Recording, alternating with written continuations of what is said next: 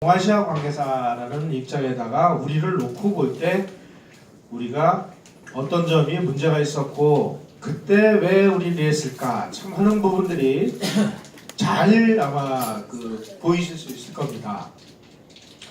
아까 이제 영일 동맹 이야기까지 했는데요. 명백하게 영국은 이 군대를 영국은 섬나라잖아요.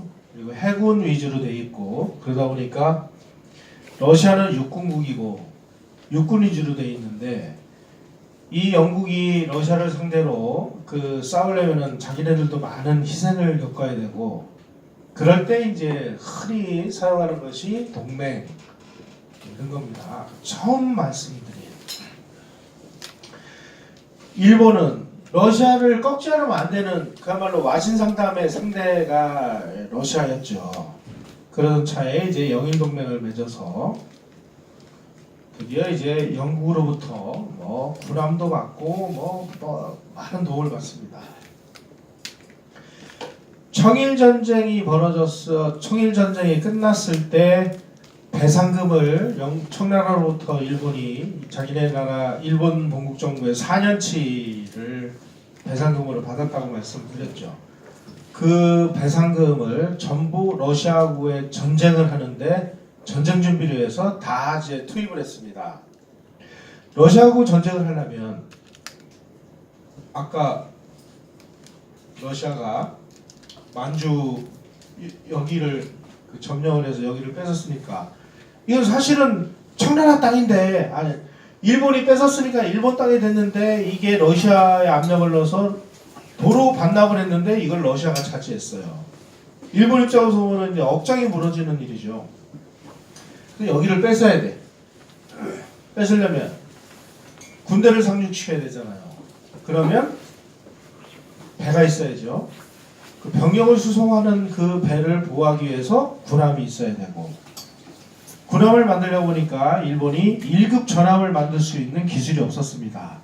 그 당시에 1급 전함을 만들 수 있는 나라는 영국이었습니다. 그래서 영국에다가 막 배를 주문을 해요. 배 한 척이 막 어마어마하게 비쌉니다. 청나라로부터 받은 배상금 전부 배 만드는 데다가 투입을 했어요. 배는 어디서 만들었습니까? 영국에서 만들었죠? 그러면 그 돈은 다 어디로 갔나요? 영국으로 갔죠? 청나라가 일본한테 준 배상금은 일본을 거쳐서 영국으로 갔습니다. 그러면 청일전쟁에서 재미를 본 건 누굴까요? 영국이죠. 패권국이라는 건 이런 거예요. 복잡할 것도 없습니다.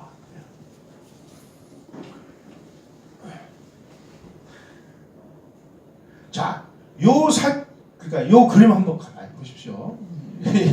러시아라는 곰이 탁 서 있습니다.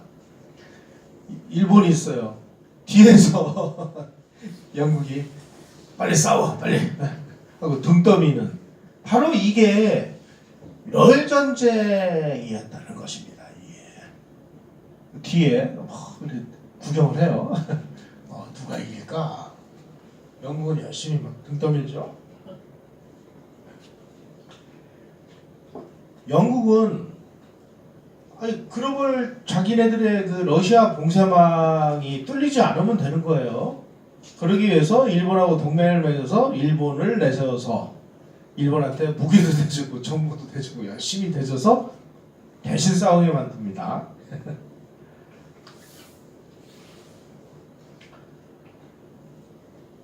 청일전쟁이 끝난 1년 후부터 건함 십제련 계획이라는 것을 시작을 했는데 1897년에 일본 본국정부 총 세출에서 일본 정부가 쓴 예산 중에서 55%가 군사비였다. 야, 한 나라의 예산의 55%가 군사비였다. 우리나라는 요즘에 몇 프로 정도 될까요? 예.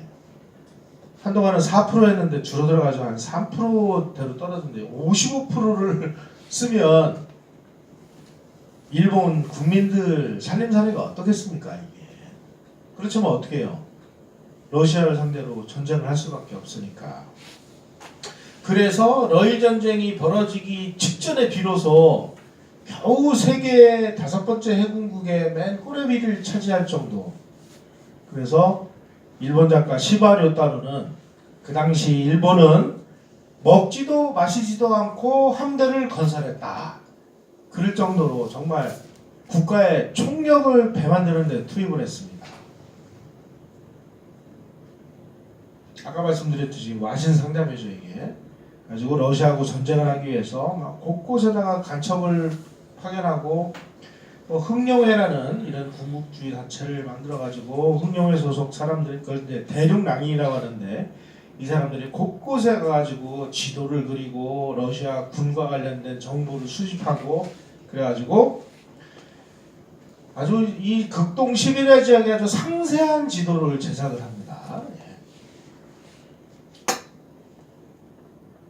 자 이렇게 돼가지고 이제 1904년 막 그 전운이 감돌기 시작을 하니까 우리의 위대하신 또 고종께서는 야 이것도 전쟁이 일어나는 거 아니냐, 그러면 우리가 어떻게 살아야 될 거 아니냐 그래가지고 그 당시 영국은 그 공사관을 두질 않고 총영사관을 넣습니다. 또 총영사를 불러가지고 혹시 러일 전쟁이 벌어지면 나를 보여줄 수 있느냐, 내가 영국 공간으로 좀 가게 해달라. 또 영관파천을 시도를 해요. 영국이 단호히 거절을 합니다. 뭐 이런 미친놈이 다 있나 이래가지고 이 사람의 머릿속에 국가라든지 백성이라든지 이런 거에 안위는 글쎄 있었다고 봐야 돼요. 어떻게 됩니까? 여러분들은 어떻게 생각을 하세요? 그릇이 아니에요. 그러니까 오로지 그 일신의 안위와 왕권 유지 이거지. 보세요. 82년에 일관파천, 1894년에 미관파천, 민비시오 96년에 아관파천은 성공을 했죠. 1904년에 러일 전쟁에 가보니까 이번에는 또 영관파천. 이게 왕이라고 해야 될지 뭐라고 해야 될지 참. 러시아는 어쨌든 그 철병 약속을 지키지 않았습니다. 그 당시 상황을 보여주는 아주 재밌는 그 그림입니다. 이게 일본이고 이게 코리아 한국이고 러시아 딱 서 있는데 영국이 뒤에서 야 빨리 싸워 이렇게 얘기하는 거죠. 자 이렇게 되니까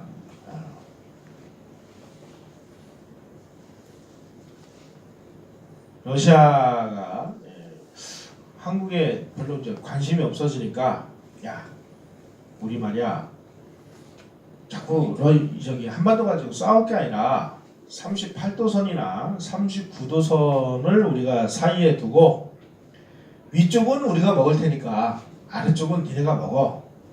그래가지고 우리 평화롭게 서로 찢어서 나눠 먹자.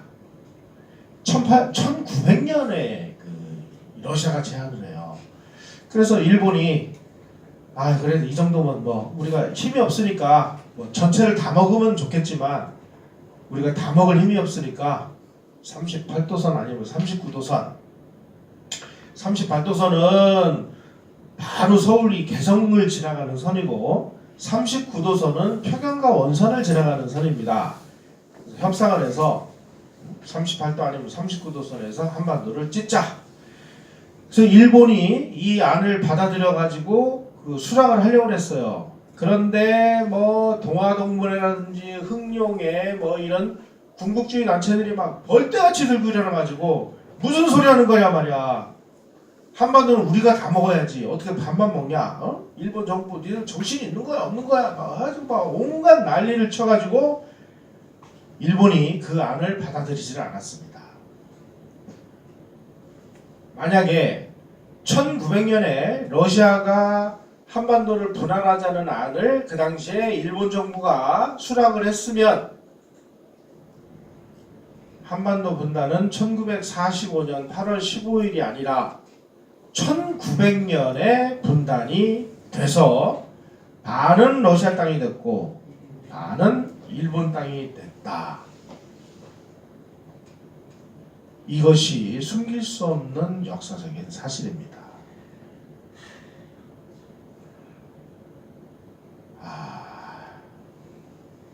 분단은 필연적이었던 것이죠.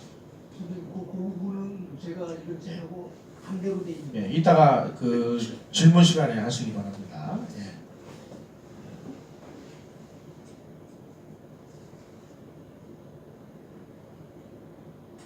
그래서 일본이 니네 빨리 그 철수해, 못해, 어쩌고 저쩌고 자식들이 안 되겠네. 그래가지고 1904년 2월 8일 날 여순항을 기습 공격을 하고 인천 앞바다에 있는 그 배를 공격을 해가지고 러일 전쟁이 벌어질 겁니다.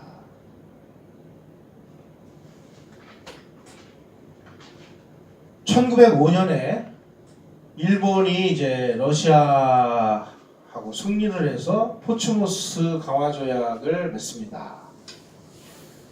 일본군이 22만 7천 명이 죽거나 다쳤습니다. 그리고 일본이 자기네 나라 정부 1년치 예산의 11배를 해외에서 빚을 얻어가지고 전쟁을 했어요. 러일 전쟁은 정말 엄청난 전쟁입니다. 그 22만 7천 명과 일본 본국 정부 1년치 예산의 11배를 군비로 투입을 해서 얻은 포츠모스 강화조약의 제2조에 뭐라고 되어 있느냐? 러시아 제국 정부는 일본이 한국에서 정치, 군사, 경제적으로 우월한 이익을 가지고 있음을 인정하며 일본 제국 정부가 한국에서 필요하다고 생각되는 지도, 보호, 감리 조치를 취하는 것을 방해하거나 간섭하지 않는다. 다시 말씀드리면 한국 이제 한반도 일본 거야.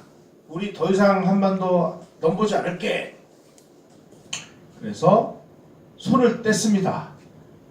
드디어 1905년 포츠머스 강화조약이 맺어짐으로 인해서 전 지구적인 차원에서 영국과 러시아의 그레이트 게임이 여기서 끝이 납니다. 왜 끝이 나느냐? 그 당시 러시아가 함대를 가지고 있었는데요. 극동에 함대를 가지고 있었고 그 극동 함대가 일본 함대한테 전멸을 당했습니다.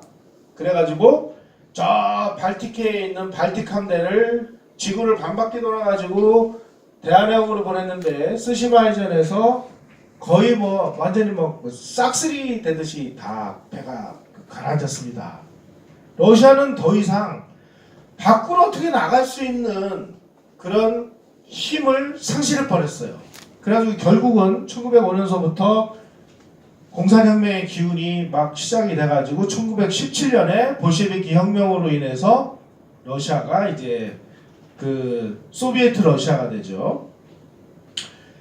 러일 전쟁에서 일본이 승리함으로 인해서 일본은 한반도를 자기네들이 통째로 차지를 했고 러시아는 영국과 러시아의 그레이트 게임이라는 이 세계 대 그 격돌에서 완전히 원사이드하게 패했습니다. 그 이후는 말해 뭐 하겠어요. 일본으로 넘어간 거지. 자, 이렇게 될 때 우리는 뭘 했느냐? 예, 윤치호라는 사람의 일기에 이렇게 되어 있습니다. 러일 전쟁으로 제물포 앞바다에서 포탄이 날아다닐 때 고종은 점쟁이들의 말을 듣고 궁궐 기둥 밑에 큰 솥을 묻었다. 제발 궁궐에 포탄이 떨어지지 않도록 해달라고요. 2주간의 격전으로 일본군이 러시아를 봉천에서 몰아내고 조선을 식민지로 만들려 할 때 조선 황제는 관직을 팔고 구술하여 산천의 신들에게 러시아의 승리를 기원했다. 이게 우리의 모습이었습니다. 그래서 1905년에 을사보조약을 맺어가지고 외교권을 가지고 가고 그리고 조선 통감 정치 통감을 둬서 조선 정부에 일본인 고문관들을 집어넣고 경찰권 가져가, 행정권 가져가, 사법권 가져가. 그리고 1910년에 한일 합방을 하게 됩니다. 그래서 조선이 이제 망했죠. 자, 이제 첫 질문으로 다시 돌아가겠습니다.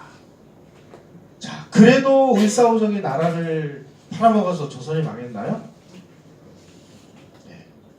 우리가 어떤 이야기를 들을 때 이것이 사실인지 아닌지를 이런 식으로 한번 우리가 따져볼 필요는 있을 것 같습니다. 결국은 동맹을 잘못 선택하고 외교에서 실수를 해서 결국은 망국으로 가버린 것이죠.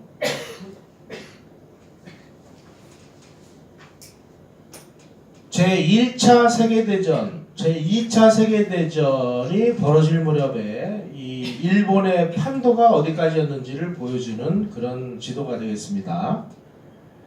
여기 일본 본토고 여기가 조선이고 아까 말씀드린 대로 주권성과 이익성 개념에 의해서 만주도 뺐고 중일전쟁을 일으켜서 중국의 한 절반 정도를 차지하고 또 남쪽으로 가서 인도, 차이나 반도 다 뺐고 버마까지 가서 인도로 넘어가는 요 인팔 지역까지를 점령을 하고 아래로 뭐 수마트라, 보르네오, 인도네시아 다 먹고 뉴기니까지 가서 태평양 일대를 다 일본이 차지했습니다.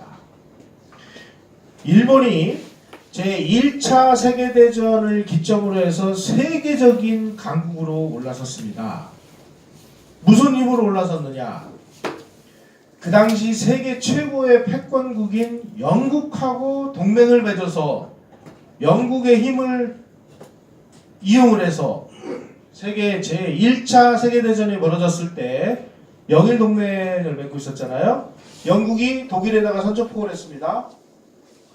그러니까 동맹국인 일본은 자동으로 이 독일에 선전포고를 했습니다. 요 산동반도 일대가 전부 독일의 조차지였습니다.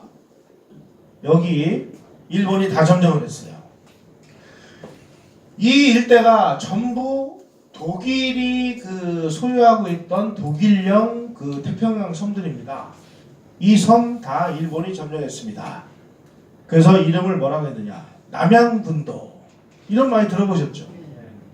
이게 바로 1차 세계대전에서 영국과 동맹이었던 일본도 제1차 세계대전에 참전해서 얻어낸 전리품들입니다. 이때까지만 해도 일본은 영국이라는 세계 최고의 패권국하고 동맹을 맺어가지고 아주 국가를 이런 식으로 세계적인 강국으로 발전시키는 데 성공을 했어요. 그런데 이게 그 야마도라는 전함인데 이게 76,000톤짜리 전함입니다. 이 포에 그 포신 구경이 16인치. 이게 일본 항공모함입니다. 일본이 뭐 세계적인 해군국이어서 항공모함을 만들어 가지고 미국, 영국하고 전쟁을 한 나라 아닙니까? 전투기도 만들고 이렇게 엄청나게 잘 나가던 일본이 2차 세계대전에서 미국하고 전쟁을 일으켜가지고 원자폭탄 2방 맞고 나라가 망했죠. 왜 망했을까요? 1차 세계대전까지만 해도 세계 패권국인 영국하고 어깨동무해서 동맹을 잘 맺어가지고 이제 가서 1차 세계대전이 끝나가지고 이렇게 세계적인 강국이 됐는데 강국이 되보니까 간이 배 밖으로 나온 거죠. 야, 우리도 좀 어떻게 좀 힘 좀 써야 되겠어. 근데 미국이 태평양에서 야, 니네 이제 더 이상 이쪽으로 넘어오지 마. 어? 더 이상 넘어오면 재미없어. 아, 무슨 소리 하는 거야. 뭐 니네 해군이나 우리 해군이나 뭐 비슷비슷한데 한판 맞짱 뜰래? 미국이 이 친구들의 약점을 알고 있었죠. 너희들 미국의 그 이익에 자꾸 찝적거리면 석유 금수 조치를 하겠다. 그래? 우리 뭐 방법이 있어. 요 인도네시아에서 기름이 났거든요. 실제로 미국이 그 석유 금수 조치를 내립니다. 그러니까 태평양 전쟁을 일으킨 미국 상대로. 다시 말씀드리면 동맹을 거꾸로 맺은 거예요. 그 당시 2차 세계대전에서 일본이 영국, 미국이라는 세계 패권국의 그 동맹 관계를 끊고 독일, 이탈리아, 일본 군국주의, 소위 말하는 패권에 도전하는 편에 서버린 거예요. 그래가지고 독일하고 동맹을 맺지 않습니까? 추축국 동맹. 일본의 패망은요, 명백하게 패권에 도전하는 편에 줄을 섰기 때문에 망한 겁니다.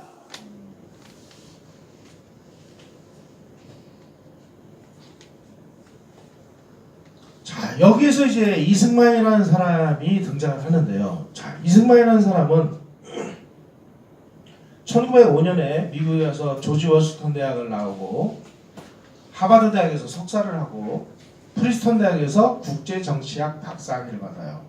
전 세계 돌아가는 걸 딱 보니까 그동안에 이 고종민비가 뻘짓을 한 것은 패권국이 아니라 패권에 도전하는 편에 섰기 때문에 나라가 망한 것이다.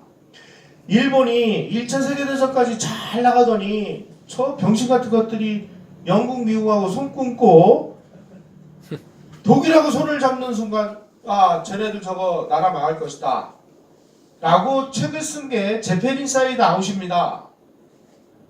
그러니까 우리는 뭐냐, 글로벌 패권국으로 떠오르고 있는 미국하고 손을 잡아서 세계사의 주류 세력하고 우리가 동맹을 맺는 길이 우리가 살 길이다 라고 끝없이 줄창나게 주장을 한 사람이 이승만이었다는 거예요.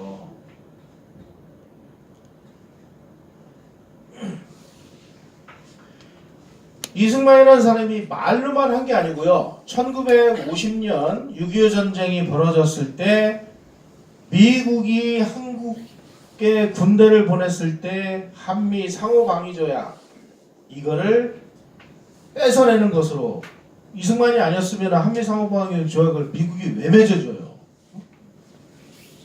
그냥 막 휴전으로 엉터리로 하고 그냥 철수하려고 하는 미국의 바지가리를 딱 붙잡고, 야 미국 너희들 들어올 때는 니네들 마음대로 들어왔을지는 몰라도 나갈 때는 니네 마음대로 못 나가. 너희들 말이야 우리를 버리고 또 가면 우리는 또 다시 공산 침략을 당하는데 이렇게 죽으나 이렇게 저렇게 죽으나 마찬가지야. 너희들 떠나면은 우리 방공포로 석방을 해가지고 우리 국군 단독으로 북진을 해가지고 아예 끝장을 볼 거야. 니네 그렇게 할래 안 할래? 그래가지고 그냥 미국이 쿠데타 일으켜가지고 이승만을 그냥 실각시키려고 하다가 이것도 아니고 저것도 아니고 뭐 할 수 없이 맺어준 것이 한미 상호 방위조약이잖아요. 그 한미 상호 방위조약의 내용은 뭐냐? 미군을 한국에다가 주둔시켜 놓고, 근데 미국이 이 세상에 공짜가 어디 있습니까? 주둔시켜 놓는 조건으로 한국 너희들이 여차하면은 또 그 북진을 해가지고 뭐 북진통일을 한다는 거 골치 아프니까 미군 2개 사단을 한국에다가 주둔시키는 조건으로 너희들 작전지휘권 미안하지만 미군이 주둔하는 동안은 우리 유엔군이 갖출게. 그래서 우리 한국군의 작전지휘권을 유엔군에다가 이관을 합니다. 이관을 하는 조건으로 2개 사단을 여기다가 갖다 놔요. 근데 한미 상호 방위 조약에 의하면은 자동 개입종이라는 것이 없어요.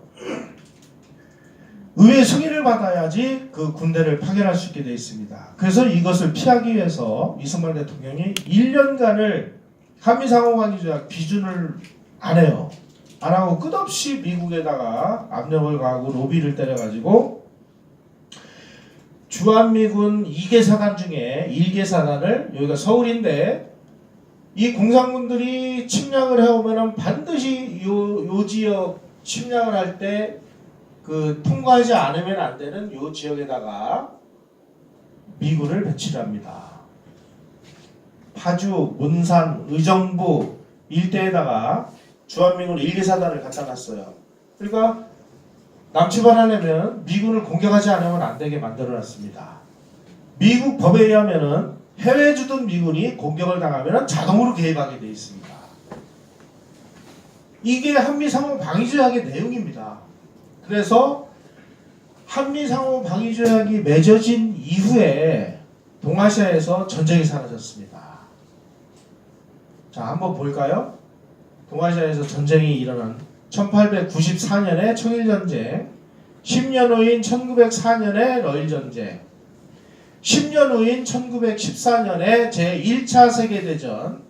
그래서 일본군이 중국에 있는 그 독일 조차지를 점령을 하는, 그리고 1931년에 만주사변, 1937년에 중일전쟁, 1941년에 태평양전쟁, 10년 내지 15년 주기로 대전쟁이 끝없이 벌어지던 동아시아에서 한미 상호방위조약에 의해서 주한미군이 주둔하는 동안 동아시아에서 전쟁이 사라졌습니다. 전쟁이 억지가 된 거예요. 전쟁이 억지되니까 가장 먼저 일본이 경제가 발달을 해서 일본이 경제 대국이 됐고, 한국이 산업화하고 민주화를 이뤄서 그래도 밥술이나 떠먹는 나라가 됐고, 중국이 경제가 발전을 했고, 이게 다 한미 상호 방위조약의 덕분이다 이거죠. 다시 말씀드리면 구한말 이래 처음으로 우리가 세계사에 주류 세력하고 손을 잡고 동맹을 맺어서 한국이 침략을 당하지 않고 안전을 담보하는 나라가 만들어졌다는 뜻입니다. 고종과 민비가 끝없이 러시아하고 손을 잡다가 뻘짓을 한 그 역사와 이승만이 만들어낸 한미 상호 방위조약 체제를 비교해 보시면 뭐가 올바른 길인지 답은 금방 나오지 않습니까? 근데 지금 문재인 정부 무슨 짓을 하고 있는 거예요? 문재인 정부만 지금 뻔짓한 게 아니잖아요. 박근혜 대통령 때 수많은 보수파 사람들이 박근혜 대통령 가짜 전승절에 북경해 가지고 절대 사진 찍으면 안 된다고 보수파 사람들이 그렇게 말렸잖아요. 박근혜 대통령 가짜 전승절 북경에 그 독재자들하고 사진 찍는 거 다 보셨죠? 네. 노무현 대통령 동북아 균형자론 어쩌고 저쩌고 하면서 사실상 친중 반미 정책을 했잖아요. 이런 걸 보면 김일성이 만들어낸 북한의 시스템과 이승만 대통령이 만들어낸 대한민국의 시스템을 한번 비교를 했습니다. 북한은 폐쇄 고립 대륙지향, 남한은 개방 통상 해양지향, 김일성은 공산주의 사회주의 전체주의, 이승만은 자유민주주의 시장중심 자본주의. 김일성 종교 탄압 사이비 주체교회 교주, 이승만 종교의 자유, 기독교 지향. 김일성 소련 중국 공산당 소속의 삼중 국적자, 이승만 한국적 끝까지 유지. 김일성 허구의 항일투쟁, 이승만 국제사회를 움직이는 외교 독립운동. 김일성은 중학교 중퇴학력, 이승만은 프린스턴대 국제정치학 박사. 비교가 안 돼, 비교. 김일성은 자력갱생 교류단절, 이승만은 무역 세계시장 인적교류. 북한은 주민을 등쳐먹고 뜯어먹는 마적대형 국가, 이승만은 문명계와 부국강병 국민의 삶의 질 향상. 북한은 항일 반미 빼면 쓰러지는 나라, 남한은 국립민국의 나라. 자, 이런데도 불구하고 이놈들이 만들어낸 이쪽으로 가야 된다고 미추광이 짓을 하는 주사파들이 지금 청와대를 장악하고 대통령이 됐습니다.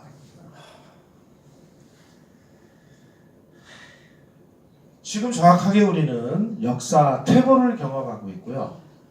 이렇게 가다가 미국의 글로벌 중국 포위망을 우리가 구멍을 내는 일이 좀 더 노골화되는 순간 어떤 일이 어떻게 벌어질지 누구도 장담할 수 없는